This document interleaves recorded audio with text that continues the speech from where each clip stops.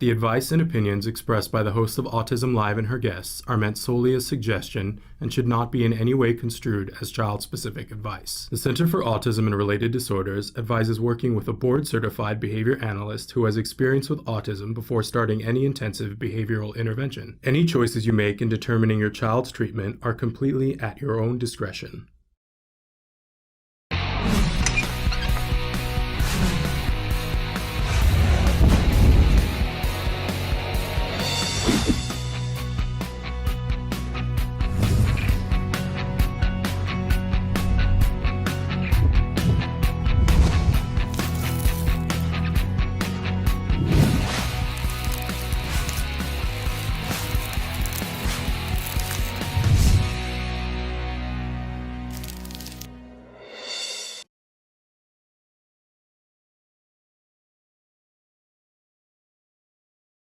Well, I had friends when I was in high school in preferred activities like horseback riding, electronics, or model rockets. There's a tendency sometimes to just go on and on and on talking about the same thing. And this is where someone had to tell me, you're going to tell that story twice, and that's all that people are going to want to hear it. They're going to get bored with it after hearing it more than twice. Give them, say, hey, you know, you've talked too much about that robot. Let's talk about something else.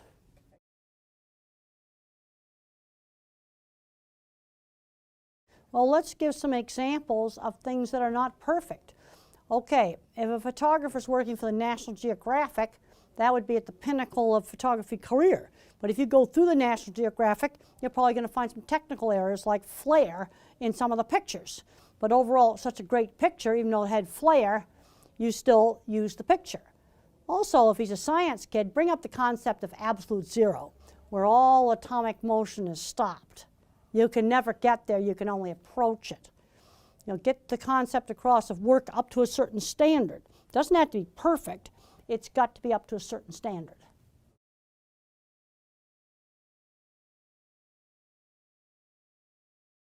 Well, when I was a young kid, there were expectations for doing things that other people want. It gets back to turn taking. Yeah, I'd sit through church even though I thought it was boring.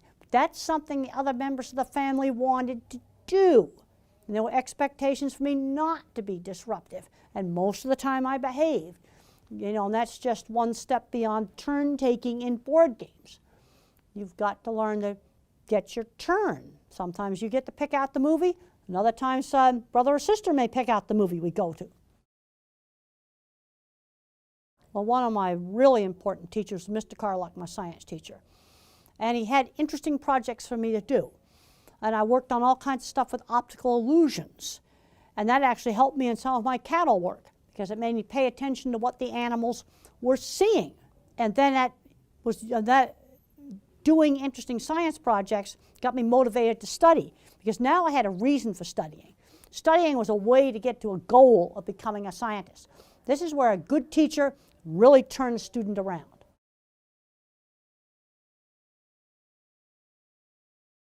Well, there's a lot of problems in the sensory system. Distorted input, sort of like pictures pixelating with a bad satellite dish, audio cutting in and out like a really bad cell phone. A lot of the sensory systems are not working normally. In my book, The Autistic Brain, I've got a whole big section in there on sensory issues. And there's an interesting new study that's come out called Environmental Enrichment is an Effective Treatment for Autism. Now, I want to make it very clear. This does not replace ABA or speech therapy. It is an adjunct. And what's done in this, and there's a paper you can get online called Environmental Enrichment's Effective Treatment for Autism. You stimulate two senses at the same time, like maybe you do an aromatherapy, a cinnamon, something like that, touch carpet. You always changing the pair of senses that you stimulate. And one of the senses is always one of the more primitive senses, smell, touch, or balance.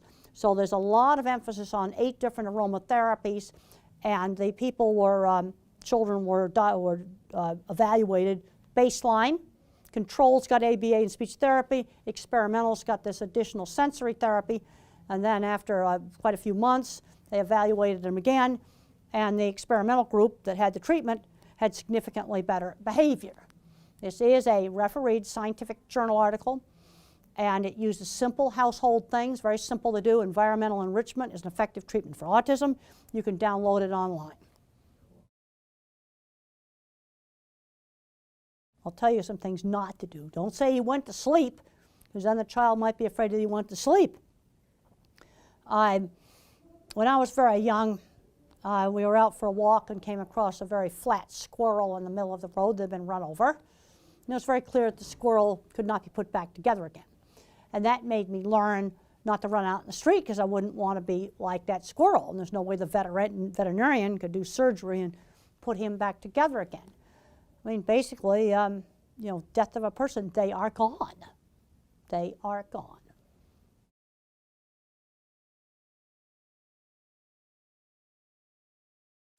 Well, Oliver Sacks is a very kindly kind of professor type of person, and I read an article he wrote in the New York Times just before he died about going back doing the Jewish Sabbath, and at the end of the article he was talking about, well, if A, then B, then C, which way of his life could have gone down different paths, and I started really weeping when I read that article, and I'm glad it went down the path that where our paths crossed. I could barely print it out, I was so upset. No, fortunately, he was writing right up until the end. And he's overall really satisfied with his life. Well, after the article appeared in the New Yorker magazine, shortly after that, an agent appeared that suggested that I ought to write a book. And that's what brought the book Thinking in Pictures into being.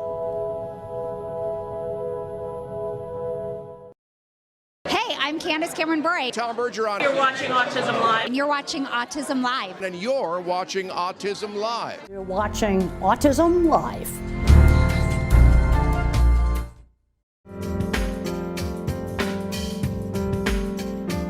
So thank you for joining us. We're here with The Future is Bright, and we have a very special guest, Temple Grandin. Doctor, thank you for joining us. We're so good excited to be here. have you. Thank you. You just gave a great speech at the 46th annual conference here in Denver, Colorado, and we would love to take an opportunity to just ask you a couple of questions about a hot topic for you now, that is employment. Yep. And helping people with autism become gainfully employed, and what we can do as they're growing up, through the high school years and through those younger years, maybe before they're old enough to get a real job, as you'd call it. What's your advice for parents out there and what they can do with their kids today to help them? The problem with autism is, since they changed the guidelines for diagnosis in 2013, the spectrum has become extremely broad. At one end of the spectrum, you're going to have Silicon Valley programmers, really good artists, really talented people.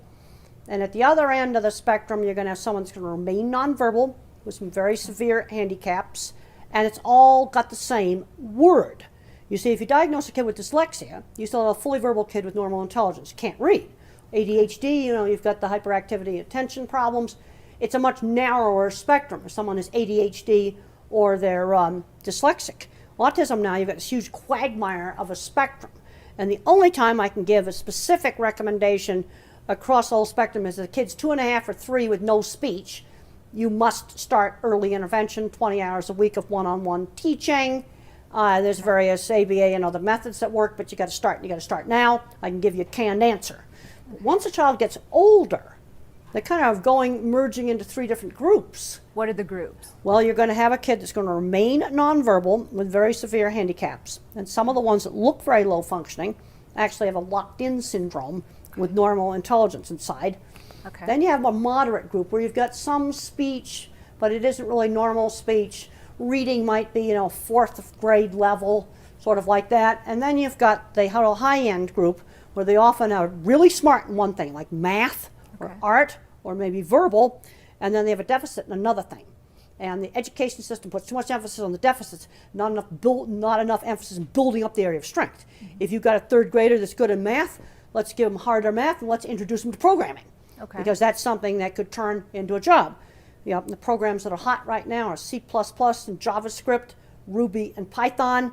The courses are free online, but the kid's not going to get interested in that unless you introduce it. And who should be doing that? How do you recognize that you've got a kid with, let's say, a great math capability or great All art right, so the capability? kid, you should give the kid the 3rd grade math, he instantly learns it. Let's get the 4th grade book out. Let's get the 5th grade book out. Let's get the 6th grade book out. If he can do the college book in 3rd grade, fine, let him.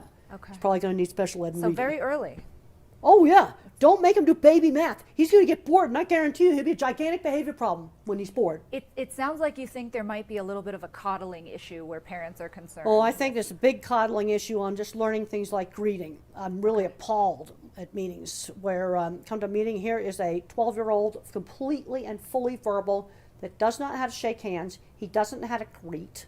You see, the manners in the 50s were taught in a much more structured way. Right. And teachable moments were used. Like if I picked up my potatoes with my hand, and I'm not French fries, but mashed potatoes with my hand, Mother would say, use the fork. She didn't scream no.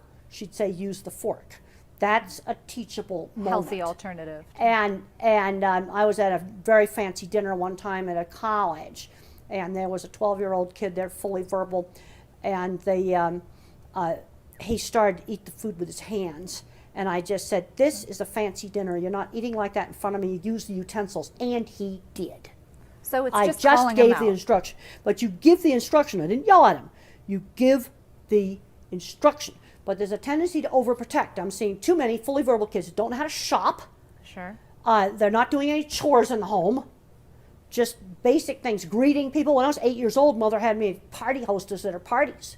And I had to greet the guests and serve the snacks. So it sounds like your mother had a lot of faith in your ability to just take those tasks that she was giving you and do them. Well, and you're you saying, got to stretch these kids. Stretch you see, them, the kids okay. getting labeled autistic, the babying them. And if you have a little kid, that's, severe behaviors. I was severe behaviors when I was 3 years old. Sure. Of course the parents are going to be upset about that. But then you got another kind of kid, 10 years old, no friends, geeky and nerdy, gets a label. And not enough's being done to engage his area of strength and teach him basic skills. So what makes me crazy is I go back and forth between different silos. I'll do a talk out at Silicon Valley. You can go to the big tech companies. It's Asperger's everywhere. Cube after cube full of them. Headphones clamped on, don't even look up at you. I can go to the meatpacking plants. There's a whole shop full of hippies there. And I know they're on the spectrum. They've been there for years. This is what makes me crazy when I go out into the cattle world or the tech world or even the academic world, and I find older people my age, maybe 10 years old, that are on the spectrum, but they're not diagnosed. So it sounds like you're saying in today's society, less helicopter parenting. That's right. And more, you must do this and reinforcing. These are the manners you need. This is how Well, we you act. just treat them. You got to move them just outside the comfort zone. I just met a lady when I was down in Argentina. I said, well, I can only shop at this one supermarket, this one newsstand. I can't go to another store. You know what I did with her? We watched out of that meeting, and we went to a new newsstand. So and you I walked brought her up through. to it, and I said, buy that magazine there. She wrung her hands a little bit, and she bought it. Okay. You so know, you made someone else walk through the proverbial I did. door. Good for That's you. right. That's what I did. I did that last week. And you're encouraging parents to do the same thing with their kids And then now. we're going to be getting into looking at the job front. Okay, now that's something you just gave a great speech about, and it sounds like that's this new hot topic for you about how kids in their maybe early teens, maybe before they're really able to get formal jobs, should be out doing maybe the paper route type equivalent. Okay, we don't have paper routes anymore. In fact, I got asked The equivalent. I got asked the other day what a paper route is. You're kidding. No, I'm not kidding. And By an I adult? said, well, they used to have children deliver newspapers to people's Sure. houses. And that taught really valuable skills. Okay. Okay, now we don't have that today. But How what's the about equivalent? walking some dogs for the neighbors? You can do that in the city. Okay. But not your own dogs, somebody else's dogs. And you got to go over that at 2 different apartments at 6 o'clock in the morning, take those dogs out and walk them every day, even when the weather's nasty. Or maybe working in the farmer's market. Okay, we were just discussing New York City, where my mother lives. When I stay at the hotel in New York and I walk 6 blocks to my mother's apartment, I go by 5 or 6 street vendors. Okay, a kid that's like 12 or 13 years old, have them help out a street vendor. They've got to start learning work skills. If they're out in the suburbs, they can help out in the farmer's market. Okay. Let's start getting creative. Let's start off with church and synagogue jobs, things like that. Church ushers, setting up chairs for the church social. Yes, it's a job. Every Thursday night, you got to do those chairs. So it's the accountability, being somewhere where someone's expecting you to help out and do a particular Then thing. it's a defined task. You got Okay. 100 chairs to put up. Defined. and you got 100 chairs you're going to have to put away after the event is over. So defined and repetitive, and something that they do. Well, a lot of jobs for are the repetitive. family. Newspaper routes are repetitive. But let's go through my work history. These kids have got to learn work skills outside the home before they graduate my school. All right, when I was 13, mother just in the neighborhood found a little seamstress that did dressmaking out of her home. And she went in and told about me. I was kind of different, Sure. but I was really good at hand sewing. So the lady started having me hand sew the hems and take apart dresses. When I was 15, I was cleaning horse stalls. Okay. Then when I got a little bit older, I was making signs and selling them. And the first sign I ever made was for a beauty shop. First sign I ever made for a customer. I had made some other signs before that. But making things, and you have to learn how to make signs that other people want. And then even when I was getting my master's, I was making signs. So The carnival. letting And then our my kids- aunt's ranch. At my aunt's ranch, there was some work stuff. I had to take guests out on trail rides, and I had to do Okay. some, she had guests there. I had to wait So on you were tables there, too. accountable. You were given Yeah. various tasks and you were accountable. It sounds like that you're endorsing that we have our kids go out there when they're younger and do these, smaller jobs for people in the neighborhood or small business owners and learn those skills before they get to Okay, a now job some related states you age. can work in safe retail at 14. Okay. A lot of other states at 16. Well, let's say you got a friend 2 blocks away, like a little tax accounting office. Sure. They can put the kid to work in there. Perfect. Cash economy. Something. They've got to learn work skills. And just look at the things they're maybe it's a little coffee Something. stand that's in the neighborhood, and the kid when he's 12 can go help out with that. And he's expected there at certain hours every week. It's a job. Okay. And so that's the importance of it all, is just They to had get got them out to there. learn how to work. And when I was 14, I got kicked out of school for fighting and throwing a book. Went to a very expensive boarding school. Spent 3 years of that time running up a horse barn and cleaning horse stalls. And what Mr. Patey, the headmaster, realized, I was learning job skills.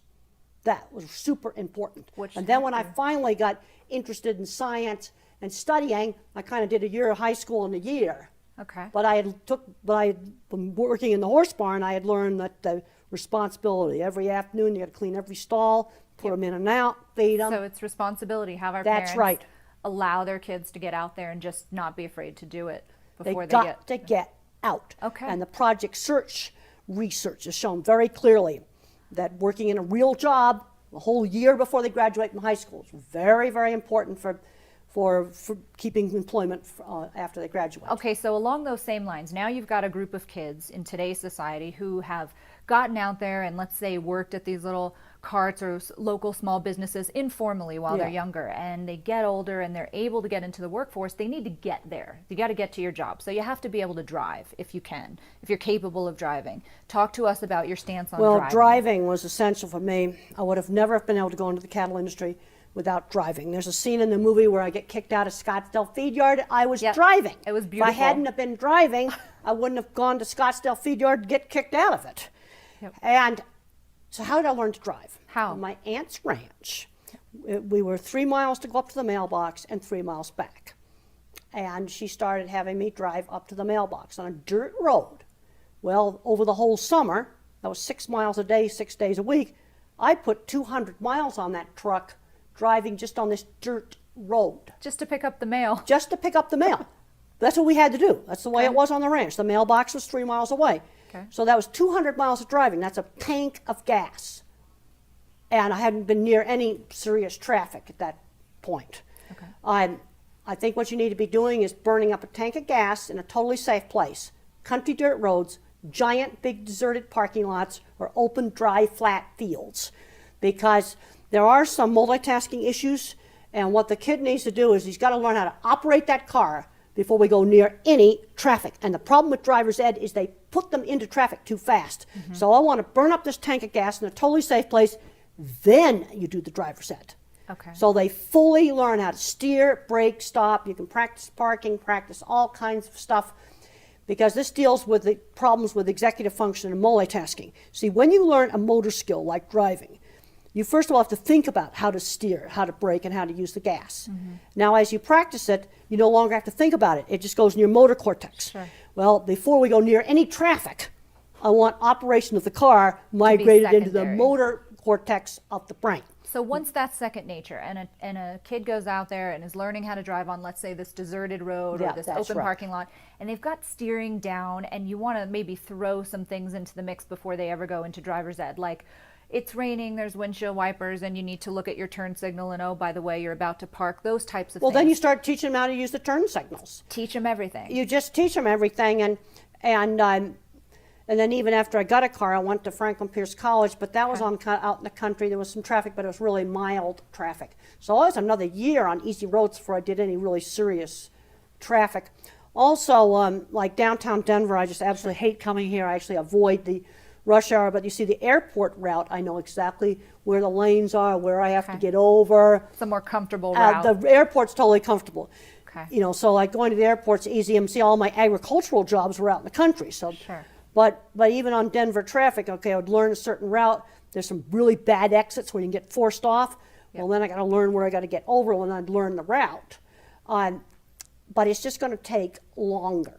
So I'm recommending a tank of gas in a totally safe place before we do any driver's ed, a year on easy roads before we do downtown traffic or crowded freeways. Just a period of acclimation, it sounds That's right. like. Okay. It's going to take longer. For multitasking skills in general, whether it's driving Well, multitasking is the problem. You see, and the way to avoid the multitasking is there's no multitasking if the operation of the car is migrated out of frontal cortex back to the motor cortex, so you don't have to think about driving the car. So you want that extra time. That's right. And then turn signals, well, you can practice that even on my aunt's ranch, where we would go up to the mailbox. There was one turn to the mailbox where I could practice a turn signal.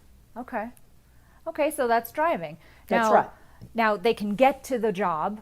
They've learned how to drive. They've had their practice at manners at a young age and doing some of these informal jobs. Do you have specific advice for what we can tell adults with autism who feel like they've got the right skills to get out into the workforce? Let's short circuit the interview process. Okay. Because when we were just talking about this at the tech conference I was just at across the street with Specialist Cistern, that company, tech company that hires people on the autism spectrum, and they were talking about how they got to short circuit the interview process, and the way that I would do interviews is to simply show off my portfolio. I'd show pictures of things I designed, drawings. Okay, if it's a programmer, it needs to show a computer in there. Here's some C++ that code and it does this, and I got some JavaScript and it does this, and you just show off your portfolio. So maybe a different kind of interview That's process right. for people That's on right. the spectrum. And then once they get on the job, the thing employers have to realize is you cannot be vague. There's a scene in the movie where my boss slammed down the deodorant and said, "You stink, use it." That happened. Right. They got to clean up themselves, and I did it. And that boss, I'm pretty sure, was on the spectrum. But you that said did you that. appreciated that. Now, because I it was very direct. angry at the time. I was very angry and upset at the time, but I wanted the job. I thank that boss now, and I thank Linda Carpenter and her other secretary friend that took me out to buy the clothes. Okay. So are there things that you would recommend to employers that they can do to be more receptive to people with autism? A lot of people on the spectrum are going to need a quiet place to work. Okay. You know, some of these restrooms have these horrible Dyson blade air hand dryers. Now, if my office cube was next to that, I wouldn't be able to work. I wouldn't either. I've got to get away from that. And quiet place to work. Also, clearly define the tasks. Even now, I mean, when I do consulting, I've worked on a big manuscript with 15 other people. And I just said, I need homework. Okay, tell me I'll write this part of the manuscript, and I'll do it in this format, get it done on this date. Okay. Then, when I read through the rest of the manuscript, I found some technical errors. You know, some things there might be opinion. These were purely technical errors. Another person corrected them, no track changes, just sent it on in. Okay. Because you don't rub the other person's nose in their mistakes. Well, Because I got in trouble for doing some of that. That's good practice anyway. Yeah. That's just nice, social skills. So it sounds like then, to just recap it, for employers today to clearly define tasks for people on the That's spectrum who are coming into the workplace, that's a great way to be sensitive All right, to let's say helping them it's succeed. programming. You don't just say develop new software. That's too vague. Right. They've got to write Be some direct. code that does. You don't tell them how to write the code. That's up to the ASPE to do that. But what is the outcome? Okay, that's to go on a certain platform, be a certain language, Sure.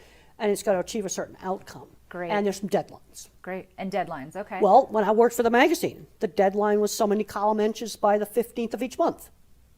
and that was to cover a wide variety of livestock topics. Well, I think that that's great advice for employers out there, because it's been a big question, and I know we're out of time, we have to wrap up, but it's been great to talk to you about just the employment issue in general. My advice to employers as an attorney would be, give them a quiet place, give them the well-defined tasks. There's one other issue I want to talk about, and that's the video game addictions. I'm seeing way too many kids where moms are coming to me and says, he's 21, I can't get him out of the basement, and he's 18, I can't get him out of the bedroom. We've got to limit the video game playing. Well, I think all parents sort of feel that way. And well, we've got to, because they're not having good outcomes. The more you limit the video games, and the more you can do, like what you said, is to help socialize people. The more we spend one-on-one time, like you and I have, talking to each other face to face, the more we all benefit by better social skills. I'm not suggesting banning video games, but the rule for me was 1 hour of TV during the week and 2 hours on Saturday, 2 hours on Sunday, so they can do it. And that's That's a great way to wrap it up. That's great advice. You can't let them play video games for 8 hours a day. Well, of course not. Of course not. I think all parents would agree with you, but especially. But unfortunately, I'm seeing too many kids where that's happening. Okay. Well, it's good advice. It's good advice if you want to be successful in the employment industry. The other thing is, you've got to expose kids to enough different things. Like, how's a kid going to find out he might like acting for a career if there's no school play? How's he going to find out he likes fixing cars if there's no auto shop? They've taken these things out of the schools. I think it's completely wrong. Kids are not getting exposed to enough different things to become careers. Okay. So lots of exposure. Gosh, thank you so much, Temple. We appreciate your time. It's been fabulous. Thank you for joining us on The Future's Bright.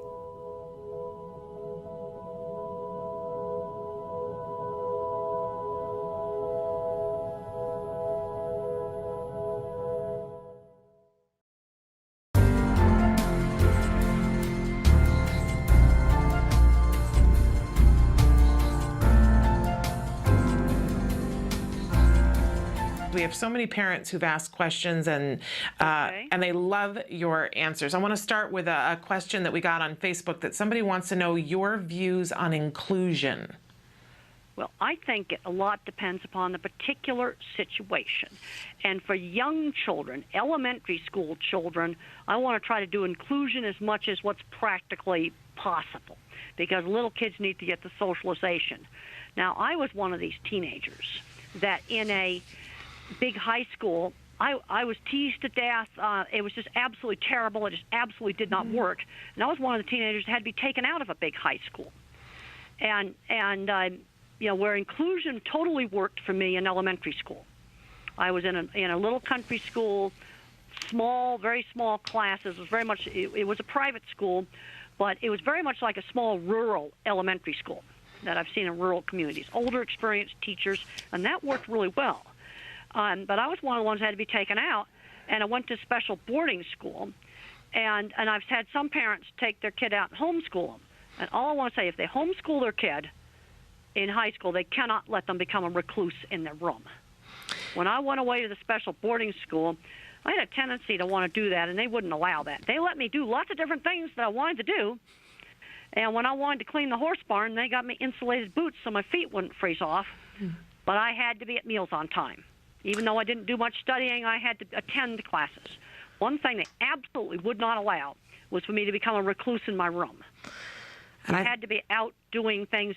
But there's some kids where getting away from the whole teenage scene is the best thing you can do, and socialize with grown-ups. Yeah. Because I'll be perfectly honest, socializing with teenagers is not a life skill that I need. Well, I think a lot of people would agree with you there, Temple. But on the other hand, I've seen situations where they decide to homeschool their teenager and he became a video game recluse and ended up on Social Security going nowhere. Yeah. And that makes me nuts. Yeah. Because when I go out into the technical world, there's old Aspies and there's old geeks and nerds out there that would be definitely diagnosed on the spectrum today.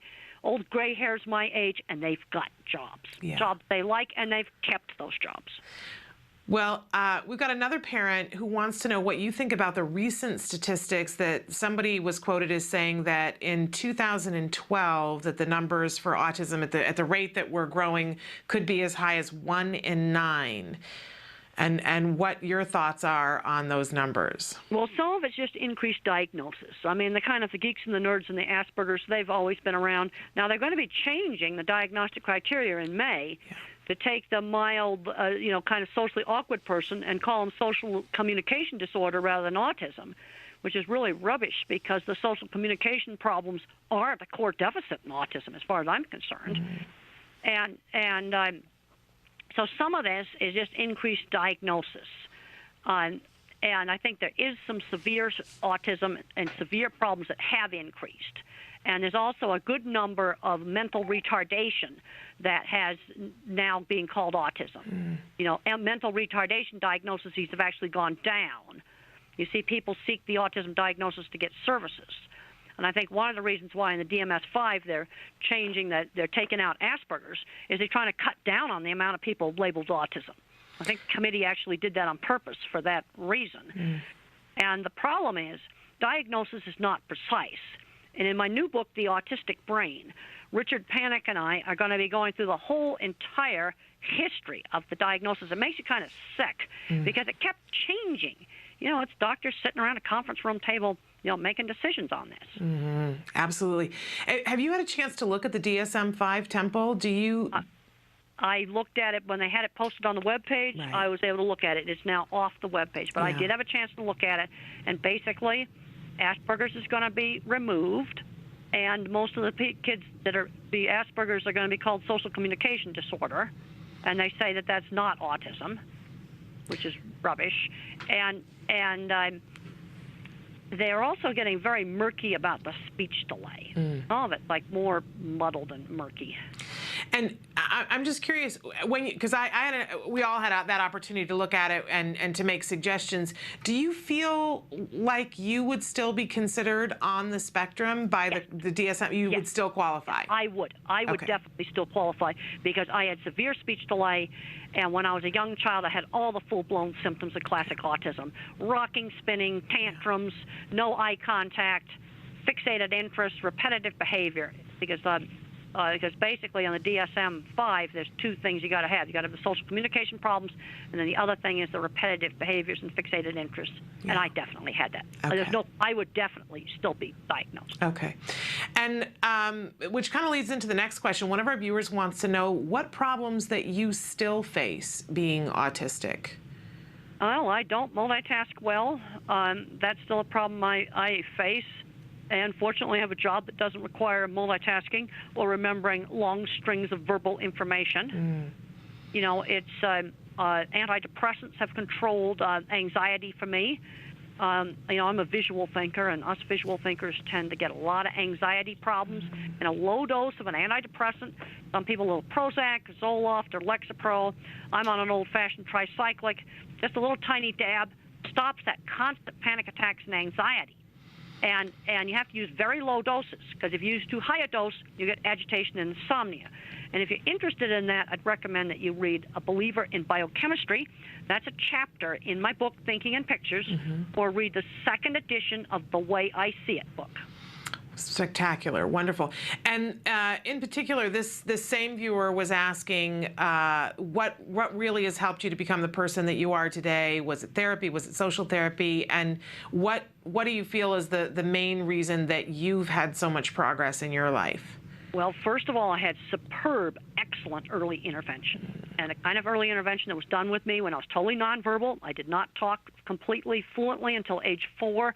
I had a lot of ABA-type therapy. It wasn't called ABA back in those days, but a lot of things like my speech therapist would hold up a cup and say cup. When I was 3, my mother hired a nanny who played constant turn-taking games with me and my sister, constantly keeping me engaged. And my ability in art was always encouraged. My abilities were encouraged. And I used to just draw endless horse heads, and I was encouraged to draw lots of other things. And limits were set on me. Like if I had a tantrum at school, the rule was no television that night. That was the rule, and it was enforced. Great teachers in elementary school, a very, very good, just old-fashioned teachers in an old-fashioned 50s-style classroom. Then when I went to high school, it was my science teacher, Mr. Patey, the head of the boarding school, Mr. Patey had a really good sense of when to let me off the hook and not study, but he was not going to let me become a recluse in my room. Mr. Carlock, my science teacher, it was a whole lot of things. And then there were some good people in the cattle industry. I mean, the movie makes it look like everybody in the cattle industry was just awful. There were excellent, good people. Jim the contractor, Ted Gilbert at the Red River Feed Yard. There were some excellent ranches that did treat cattle right. And there were some good people, and that kept me going. But people are always looking for the single magic turning point. There's not one. The other thing that really helped me, learning work skills. When I was 13, Mother had me doing a little sewing job 2 afternoons a week in a lady's house, and I took apart dresses and hemmed them. When I was 15, I was cleaning 8 horse stalls. I was doing carpentry work. When I was in college, I did an internship at a research lab where I actually had to rent my own house. You see, you've got to stretch these kids. Yeah. I'm seeing too many people on the mild end of the spectrum today, people a lot milder than me. They're playing video games on Social Security because they were never stretched. And I mean, my take on video games is 1 hour a day. Okay. I was allowed to play a 50s video game when I was a little kid for 1 hour a day. And that 50s video game was spinning a brass thing round and round and round that covered up a bolt on my bed. And I was allowed to do that for an hour after lunch, to just veg out and do that. Well, that's the same thing that ought to be done with video games. 1 hour a day. I love that prescription. I'm going to play this for my son, Temple. And I would never recommend banning them. Actually, there's some visual spatial skills you can learn from video games. I just was reading an article in one of my Science or Nature magazines. But that article, where there was a benefit in playing video games, it was only 1 hour a day they did. Okay. It wasn't 8 hours a day. Yeah. Well, I love that, because a lot of us parents are asking questions and saying, what's an appropriate amount? And an hour seems like a great, it gives them time to play, That's right. but puts a limit on it. So I love that. That's exactly what Mother did with me with spinning things. I was allowed to have an hour after lunch where I could go in my room and I could spin things, twirl the brass plate on my bed round and round and round, watch it twirl. And then after I came out of my room, I was not allowed to do that. I got to ask you, Temple, what was it about the spinning that was exciting enough for you to do it for an entire hour? Do you remember what it was about? Oh, yes, I remember.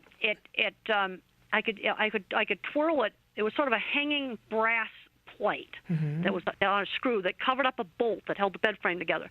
And I'd spin it at different speeds. And I'd watch how it went back and forth when it stopped spinning all the way around. And I would experiment all different kinds of speeds of it. And I just sort of studied it like a scientist. Wow. And I found it fascinating. Another thing I did is I dribbled sand through my hand. We'd go to the beach. And I'd dribble sand through my hand, and I'd study every little rock of the sand that went through my hand. And I would just stand there all day, and I would dribble the sand at different speeds. Hold my fist tighter or hold my fist looser, and just study it. It's just fascinating, and it kept your attention. Oh, yes. And I was given some limited times to do these things. But it was on a schedule. Yeah. After lunch, I had an hour where I was in my room and I could do this stuff. And then at the table, it was absolutely not allowed. Church, it was not allowed. In the classroom, it was not allowed. And when how did they work through? What was it like for you transitioning? Was it just that you understood that it was an hour and then it was over? Well, I understood that, and it was you see. But this kind of having a schedule started very young. Okay. I mean, when the nanny we had 3 meals every day, and they were on time. Breakfast at 7, lunch at noon, dinner at 6. So and structure was really important. I had structure, but sometimes, things changed, and I didn't usually I got nervous about changes when I was in high school, and I was going full-blown on anxiety attacks. They wanted to change the schedule around in high school. I got all nervous about that. Now I've had to move out of my office. We have a mess now where they're rebuilding our building, remodeling our building, and we had to move all our offices, my 22 years of junk in my faculty office, and we moved into trailers. Wow. For a year. Well, I did that, but you know what? I did it slowly. Okay. Like 3 months before it was time to move, I was de-trashing my office. And fortunately, they provided gigantic industrial-sized garbage cans for all the faculty to de-trash their office, because the entire faculty had to move out of this building. Yeah. But I did it slowly. You know what strikes me, Temple, is that that transition would be hard for anyone, but you are so good at recognizing what you need to be kind to yourself and to be successful, and then you do that. And I don't know that the rest of us do that. Well, and I did it, and fortunately they had these big garbage cans, because I hate to say it now, my knees are getting bad, and I can't walk upstairs lifting anything because my knees are going screaming, ouch, don't, you're hurting your knees. And you know, I would have had to, I simply can't carry all that stuff. Yeah, but you know where your strengths are, and you know how to compensate when you have an area that isn't a strength, and that's something that we can all learn from. Well, and you have to, I've learned things in organization. Like for my calendar, I've got to have a calendar where I can see an entire month. Yeah. I hate those calendar books where it's a new page for each day. Hate them. Hate them. Oh, I get those from American Express, and I just give them away. I hate them. And by the week doesn't help you either. You need to see the whole month. I want to see a whole month. Wonderful. I can look at and then when I make my plane reservations, I can look at that calendar, and then I visualize how much time I'm going to need between events. And I know that, and let me tell you, I know all the airline routing now. I'll bet you do. Now, I have that about memorized. I'll bet you do. I've got a question here that you might decide is too personal, and you don't need to answer it if you don't want to, but somebody wants to know what role faith and spirituality plays in your life. Well, when I was young, I did a lot of thinking about a lot of the big questions. But basically now, I figure the meaning of life is if the things that you do help make the world a better place. And what I mean by that is I have to use specific examples because I think very concretely. When a mother says, your book helped my kid go to college, that makes me happy. Yeah. Or you solved my kid's sensory problems. And boy, I can tell you, we've got to look at sensory problems. Yeah. And there's some individuals that can't tolerate a noisy Walmart. I'll give you some tips on sensory problems to help desensitize. Let the individual initiate the dreaded buzzer on the scoreboard or the worst ringtone on a phone or whatever the thing is they can't stand. If the person on the spectrum initiates it, or if they hate Walmart, let them control how much Walmart they got to tolerate. And when they give a signal, you take them out. I love that. Because you kind of have to stretch it. Yeah. And then there's some individuals that will never tolerate that Walmart, especially some of you nonverbal individuals. Yeah. Well, you know, that's great advice, Temple, because we've had a couple of parents, one parent in particular who's written in and talked about how her son, his lunch and his physical education take place in an old-fashioned gymnasium that has all wood floor, and it's very echoey in the room, and that it's hard for him. He's supposed to be socializing during lunch, but there's all this echoing noise. Well, the problem is he cannot hear. Oops.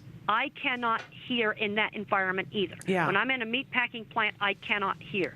I have got some auditory processing problems. I don't hear hard consonants.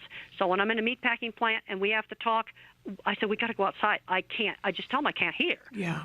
And one of the problems he's got in that echoey gym is he simply cannot hear what other people are saying because there's auditory problems.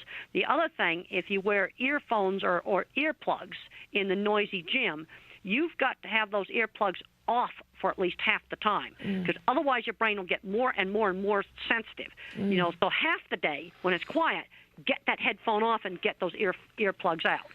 And well, one of the things that we had recommended too is going in and recording what it's like in the gymnasium and maybe slowly desensitizing, but that can help. And what I'm hearing from you is to let the child turn the sound on and turn it off to desensitize. Put it on a recorder. Put it on the recorder, but let the child turn it on and off. And that will help desensitize it so it'll tolerate the gym. Yeah. But what it will not do, it's not going to solve the problem with hearing conversations in the gym. Yeah. It will just make it so he can tolerate the gym. The other thing is, the other big problem in so many schools is fluorescent lights. Yeah. That's a serious problem for maybe 10% of the people on the spectrum. See, the problem we've got in the sensory stuff, it's so variable. Yeah. One kid's got visual problems. Another kid's got touch problems. Another kid's got auditory problems. And fluorescent lights, 60-cycle fluorescent lights are just the worst. And if you're in a classroom with that, then get the kid's desk over by the window. Or if you're stuck in a room with no windows and fluorescent lights, get some incandescent light bulbs in old lamps. Just get some old floor lamps, bring them in from home, put them next to the kid's desk. The other thing that can help is try printing books and things on different pastel papers. Experiment with the colored backgrounds on computers. And also experiment with colored glasses, like the Erlen colored glasses. But that's way too expensive for a lot of people. So just experiment with Walmart's blue tinted ones, some pink glasses, some pale tans, real pale different sunglasses. Just experiment with that. Interesting. I know a lot of schools have for children who are dyslexic, they have, it almost looks like a paint chip fan that has different colored plastics that you can put over text for a child to be able to read with dyslexia. And that helps too. And some of the autistic kids need to try that. Okay, great. And then for these kids that need that colored paper, if the classroom has windows, and there's fluorescent lights in the room, put that kid's desk over by the windows, and that will help a lot. That's a real simple thing you can do. Great advice. We had a bunch of questions come in about potty training, about children who get obsessed with different parts of potty training. And for instance, one child that the mom reports that she wants to play in the toilet water and wants to flush it constantly, but does not want to pee in it. And another parent wants to know, is it common for kids with autism not to want to use the bathroom, and why? All right, let's start out with sound sensitivity.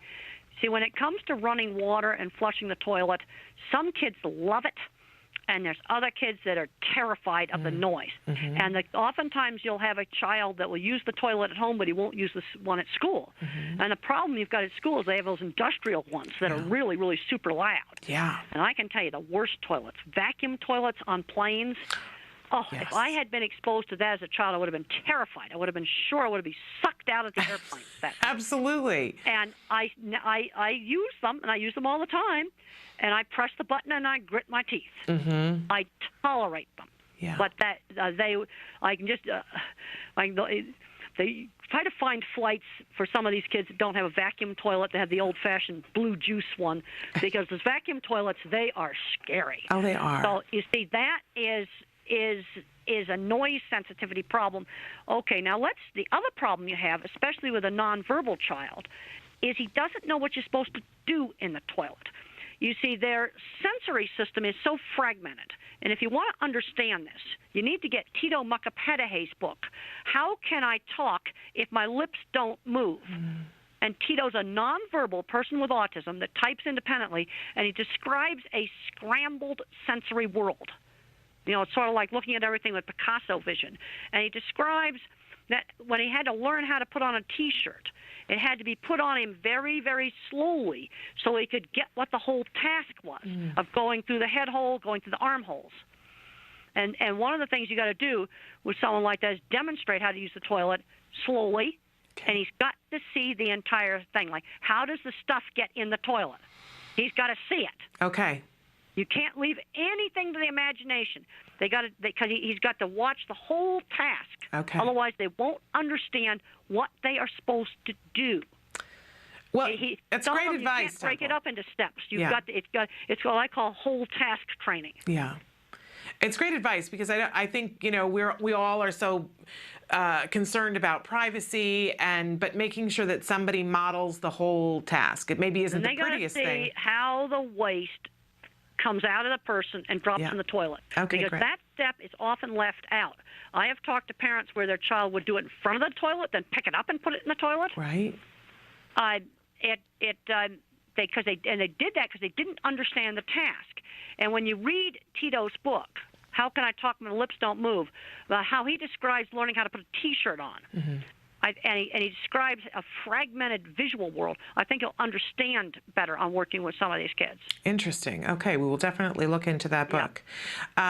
We have a bunch of people who wrote in and specifically just wanted to thank you, Temple. I can't leave that out, because so many people wrote in and said that your lectures and your books have helped them. I certainly am one of those parents. But a couple of parents wrote in and wanted to know what your feelings were about the Sandy Hook massacre now that there's been a little bit of time, and how you feel about the way society looks at individuals with autism. Well, that guy had a lot of the classic symptoms, and he's an example of a kid that was allowed to become a recluse in his room playing violent video games. And then he was playing violent video games, shooting the same gun that he used for the actual crime. What should have been done with that kid, he should have had a job at a computer store. Get your butt out of the house, and you're going to work in a computer store. And that should have been done with him when you're going to take him out and homeschool him? He should have been working in a computer store. Yeah. These kids have got to learn how to work. Yeah. And that is something that started with me at 13. And when you look at my Different Not Less book, Different Not Less is 14 old gray hairs like me that were diagnosed later in life, and that gave them a huge, wonderful insight into their marriages and their relationships. But one of them, who was a computer specialist, her boss asked her, well, if you'd been diagnosed earlier, would you have become an expert computer person at Intel? And this is the thing that worries me. These kids are not learning any work skills. And just about everybody in Different Not Less had paper routes. Yeah. And I know that those are gone. You know what the new paper route is? Dog walking. There you go. That's a great job for 12-year-olds. How about swimming pool cleaning, especially if you live down south? Because I want something that's not seasonal. Yeah. You know, mowing lawns is good, but it's seasonal. Yeah. But these kids have got to learn how to work. Absolutely. Museums will take kids as young as 12 years old for tour guides. Okay. You have to be 16 to volunteer in an animal shelter. They have got to learn work skills, and yes, volunteer work does count. Well, and our entire topic this week, we're talking about on the show transitioning from teenage years to adulthood, and some of the things that we're talking about are job related, because I think on everybody's wish list for every child is that they be a productive member of society. Well, the thing that drives me absolutely nuts is when I go out to a meatpacking plant, there's gray hairs like me all over that meatpacking plant that run the maintenance department. They do all kinds of jobs there, not just working on the line. That's like grunt work. And they're as spectrum as they could be, but they're undiagnosed. Yeah. And half of Silicon Valley is on the spectrum. You know, it's where people have got to learn work skills. And then you have the kids, you know, there's different kinds of minds. There's the visual thinkers like me, going to be really good at building things.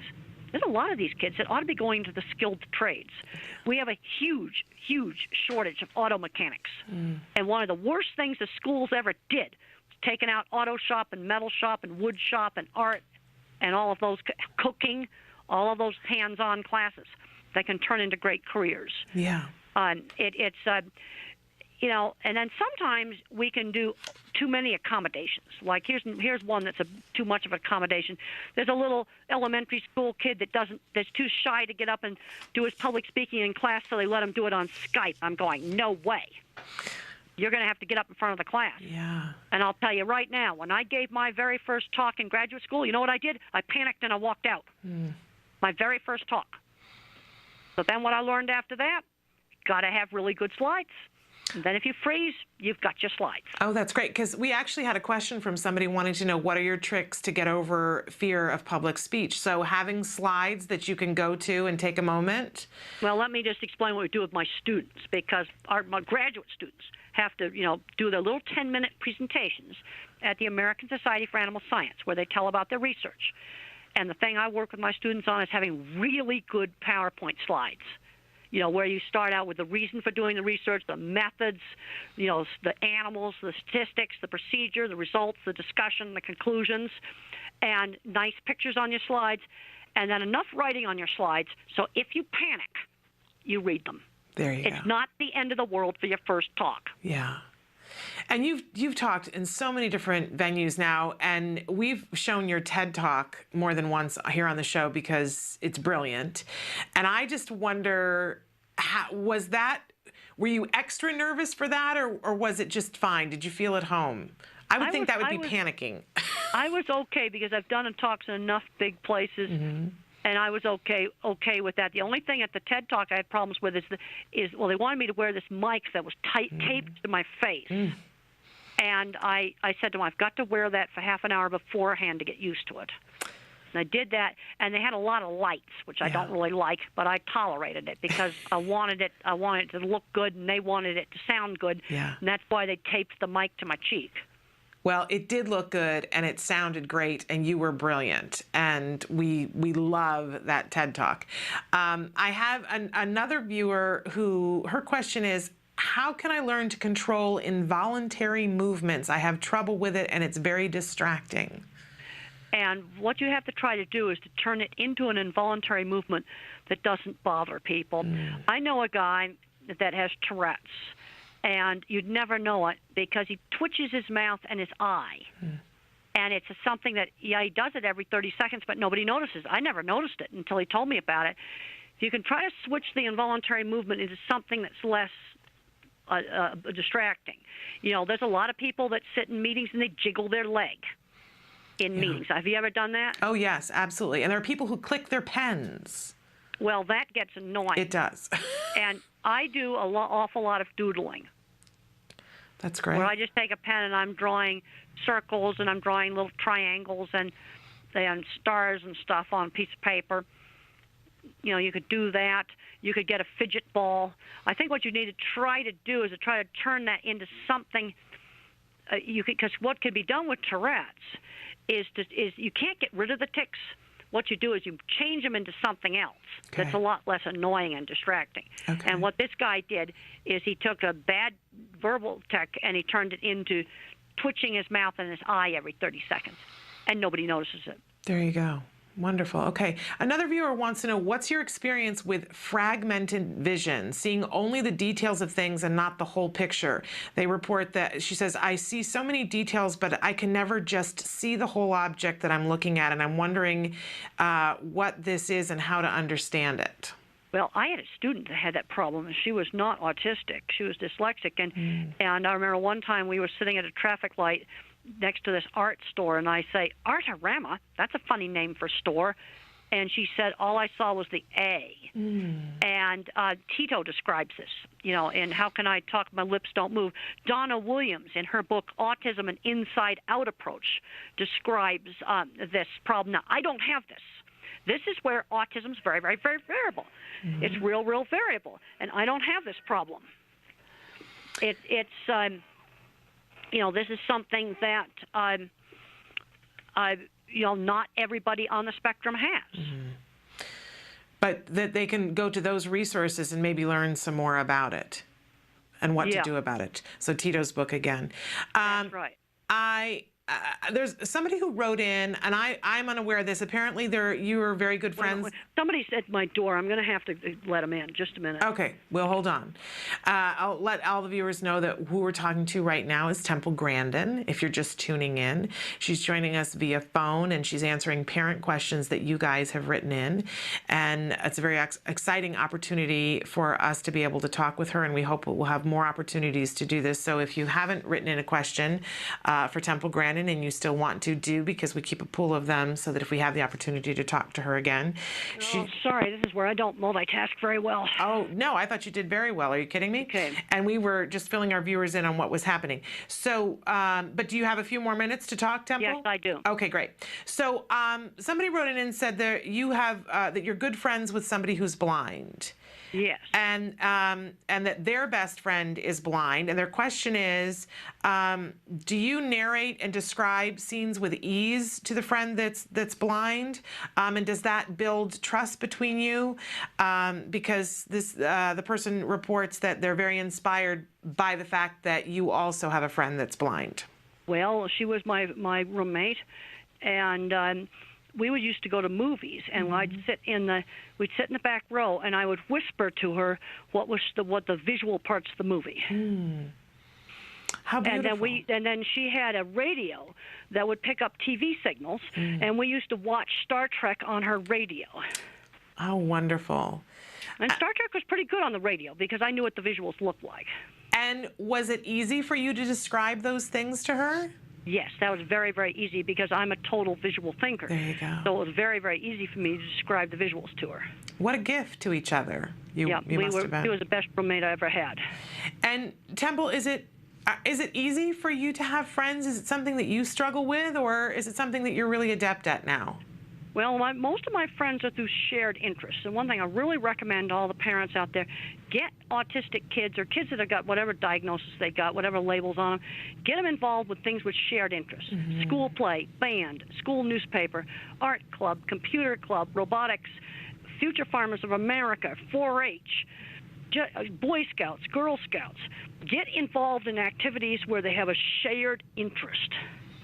I think that's great advice. We actually had a parent write in on Friday about having a teenager and how there aren't supports, but that she has him in a sailing club and a couple of other clubs. Good. And we had said, you know, clubs are great. So she felt like maybe, but she's wanting something more. And I know you talked earlier about volunteering to get them ready for job skills. Is there anything else we should be focusing on with our teenagers? Well, middle school, we need to start focusing on job skills. And volunteer work does count, and I think it needs to be work outside the home. You know, it could be a tour guide, it could be, you know, clean the swimming pools, walk some dogs. People that live in the city, live in an area where there's a lot of dogs around. Walking dogs is, as far as I'm concerned, that's a new paper route. Okay. We need to be giving these kids a job that's a lot like a paper route, where they got to do it every day and have that responsibility of doing it. And does it need to be something that is in their area of interest, or it just is a job and they get paid for it? Or sometimes it needs to just be a job. I don't think cleaning pools would be in anybody's interest. Yeah. But sometimes they just need to do a job. Okay. They need to learn how to work. Yeah. Yeah, and I think for a lot of our kids on the autism spectrum, they have a really good work ethic, especially those that have had a great deal of ABA. They sort of get it, that my time is taken up doing this right now. But I do see that as you get into those teenage years, it gets a little bit rougher. Well, I don't think, you see, first of all, I watched a big, long talk with Tristan Smith, who's a specialist in ABA, and he said basically ABA is a little kids program, you know, unless it's real severe autism. And you know, you get most people on the higher end of the spectrum. I mean, they're beyond ABA. Yeah. We need to be, but they need to learn work skills. Absolutely. We have a viewer who wants to know when you're coming back to Portland, Oregon. I don't know. I don't have anything scheduled. Oh, wait a minute. I've got on my book tour. I've got some stuff scheduled. Wait a minute. I've got to see if I am coming to Portland. I know I'm coming into Seattle. Let me just look at my book tour schedule for the Autistic Brain. Let me just look. Portland on the 26th of June. I'll be at Powell's Bookstore on the 26th of June. Okay, great. So that's when you will be in Portland. Yeah, that's when I'll be in Portland. I know you got a bunch of different events that are coming up, places that you're speaking. I know you're getting ready to speak in Dallas the week right before Easter. Is there anything else, a place that you're going that you'd like to tell our viewers about where they can get to meet you? Well, I going to a lot of different places, and I'm not that good about getting everything up on the web page. That's okay. I mean, people can search and you know, I mean, I was able to see that you were going to be I can tell you some of the places I'll be at for the book tour for the Autistic Brain. Okay. I will be on the 21st of May. I'll be at LA, Los Angeles, at the University at Riverside. Okay. And then on the 27th of May, I will be at the Los Angeles Public Library. And then I'll be in New York. I'll be in New York. They've got me on the 29th and the 30th, but I don't know where. I'll be in Washington, D.C. on the 1st of May. I'm not sure where yet. I'll be at LaSalle University outside of Philadelphia on the 3rd, also at the Philadelphia Public Library. Pensacola, Florida on the 14th of May. I'll be at an Asperger meeting. Oh, wait a minute, that's in Sydney, Australia. You don't want that. Oh, yes, we have viewers that watch us in Australia. Well, okay, well, I'll be Sydney, Australia, Asperger Association. That's going to be the 1st of June. Okay. And then San Francisco on the 5th of June and the 4th of June. 4th and 5th of June in San Francisco. Atlanta on the 19th of June. You do get around, don't you, Temple? You're a very busy lady. You're racking up some miles. I'll be at the Tattered Covered Bookstore in Denver on the 27th. I love that store. Okay, so that's some of the places I'll be at for the book tour for the Autistic Brain. Okay. And people can also, the publicist is Taryn Roeder at Houghton Mifflin. Okay. So if people, that's a great opportunity for them to come and have an opportunity to meet and greet with you and get a book signed perhaps, and which is a lovely thing, because people do want to meet you, Temple. It's, you know, I was very excited to meet you about a month ago, and everyone was so excited to ask me about what it was like meeting you. And I got to say, it was one of the highlights of my life, Temple, to meet you. Thank you. Really remarkable. And since you're going to be in LA, maybe we could talk about, if you have an extra couple of minutes, we'd love to have you come into the studio. Probably will not have time to do that. All right. Well, I'll sacrifice that because we get time to talk to you on the phone from time to time. But one more question that I have for you, Temple, because I know you have to go, but we have a lot of people who've written in and asked questions about the teen years and about dealing with love interests. And the teen years were the worst part of my life. And I would recommend that they get a book that I did with Sean Barron called The Unwritten Social Rules. I was the kind of teenager, I was a pure geek who wasn't interested in those things, where Sean was. And Sean didn't know how to deal with it. And most of the marriages where things have worked out well, it's been through shared interests. You know, two computer people or two people that like dogs or whatever their interest is. And also, they've got to learn the certain rules. You don't want to get busted for stalking. Right. You certainly don't want to get on a sex offender website. Right. There are some very, very strict rules. And the thing that's interesting is I'm very different from Sean. We were the same on sensory problems, fixated interests. That was all the same. But where we were different is Sean had so much more social interest than I do. And in that book, Sean tells his story in his words. I tell my story in my words. And then Veronica Zisk is the editor. And I think teens dealing with those kind of issues will find that book helpful. Okay, what's the name of the book again? Unwritten Social Rules. Okay. And it's published by Future Horizons out of Texas. Wonderful. Temple, I thank you so much for taking the time to be with us today. And I hope that we'll have the opportunity to do it again in the coming months. And I look forward to hearing about all the different places that you're going to be, and we'll stay in touch. That sounds great. Thank you so much. Thank you so much, Temple. All right. You're welcome. Bye-bye. Bye.